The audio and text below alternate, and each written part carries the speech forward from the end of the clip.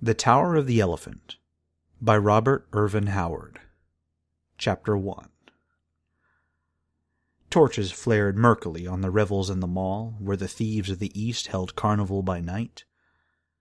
In the mall they could carouse and roar as they liked, for honest people shunned the quarters, and watchmen, well paid with stained coins, did not interfere with their sport. Along the crooked, unpaved streets, with their heaps of refuse and sloppy puddles, drunken roisterers staggered, roaring. Steel glinted in the shadows where wolf preyed upon wolf, and from the darkness rose the shrill laughter of women, and the sounds of scufflings and strugglings. Torchlight licked luridly from broken windows and wide-thrown doors, and out of those doors stale smells of wine and rank, sweaty bodies, clamor of drinking jacks and fists hammered on rough tables, snatches of obscene songs rushed like a blow in the face. In one of those dens merriment thundered to the low smoke-stained roof, where rascals gathered in every stage of rags and tatters, furtive cut-purses, leering kidnappers, quick-fingered thieves, swaggering bravos with their wenches, strident-voiced women clad in tawdry finery. Native rogues were the dominant element, dark-skinned, dark-eyed Cimmerians with daggers at their girdles and guile in their hearts. But there were wolves of half a dozen outland nations there as well. There was a giant Hyperborean renegade, taciturn, dangerous, with a broadsword strapped to his great gaunt frame, for men wore steel openly in the mall. There was a Shemitish counterfeiter, with his hooked nose and curled blue-back beard. There was a bold-eyed Brythunian wench, sitting on the knee of a tawdry-haired Gundurman, a wandering mercenary soldier, a deserter from some defeated army. And the fat, gross rogue whose bawdy jests were causing all of the shouts of mirth was a professional kidnapper come up from distant Koth to teach women stealing to the Cimmerians who were born with more knowledge of the art than he could ever attain. This man halted in his description of an intended victim's charms and thrust his muzzle into a huge tankard of frothing ale. Then, blowing the foam from his fat lips, he said, "By Bel, god of all thieves, I'll show them how to steal wenches. I'll have her over the Cimmerian border before dawn, and there'll be a caravan waiting to receive her.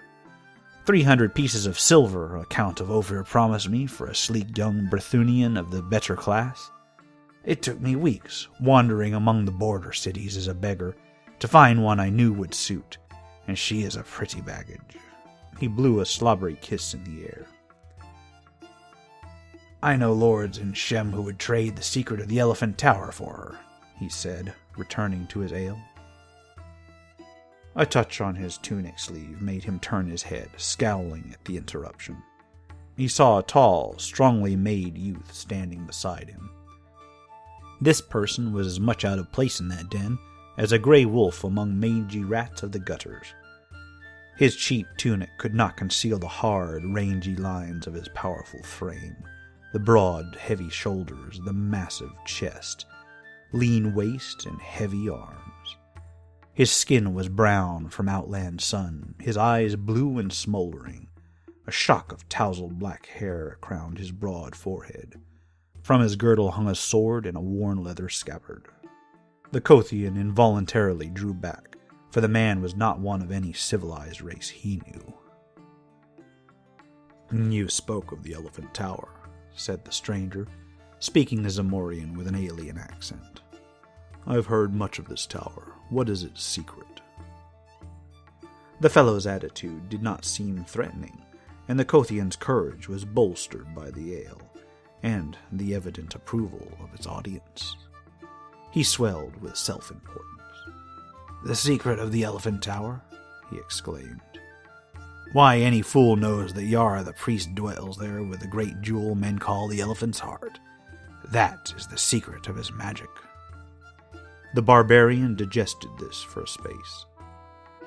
"I have seen the tower," he said. "It is set in a great garden above the level of the city, surrounded by high walls. I have seen no guards.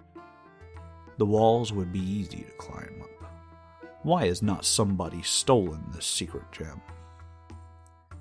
The Kothian stared wide-mouthed at the other's simplicity, then burst into a roar of derisive mirth, in which the others joined.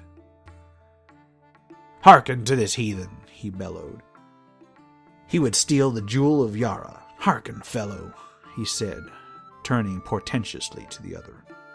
"I suppose you are some sort of northern barbarian." "I am a Cimmerian," the outlander answered, in no friendly tone. The reply and the manner of it meant little to the Kothian, of a kingdom that lay far to the south, on the borders of Shen. He knew only vaguely of the northern races. "Then give ear and learn wisdom, fellow," said he, pointing his drink-jack at the discomfited youth. "Know that in Zamora, and more especially in this city, there are more bold thieves than anywhere else in the world, even Koth. If mortal men could have stolen the gem, be sure it would have been filched long ago.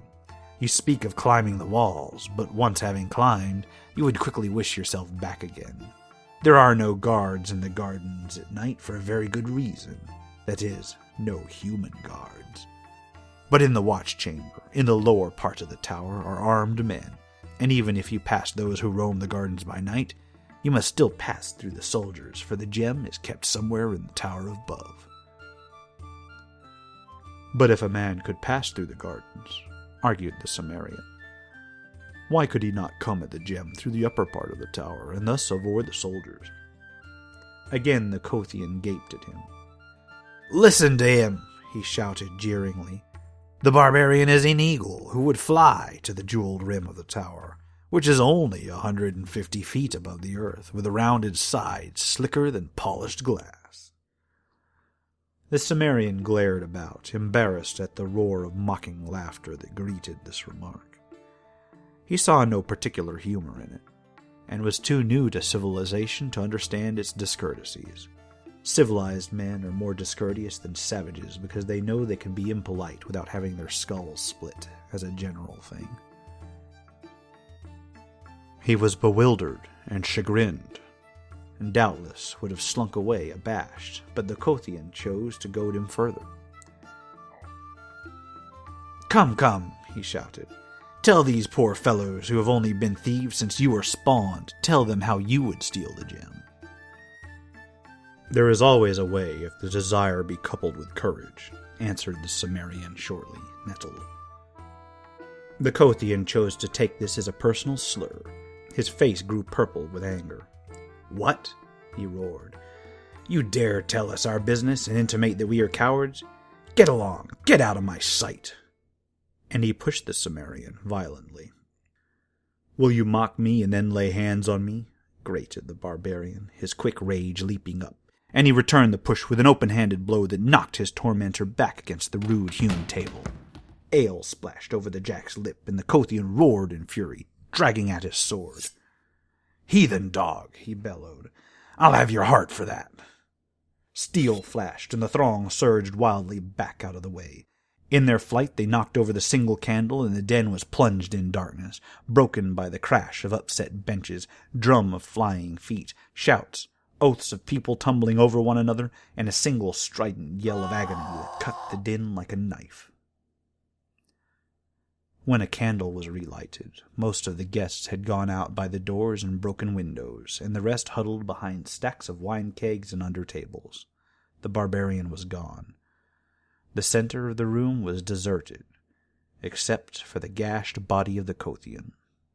The Cimmerian, with the unerring instinct of the barbarian, had killed his man in the darkness and confusion.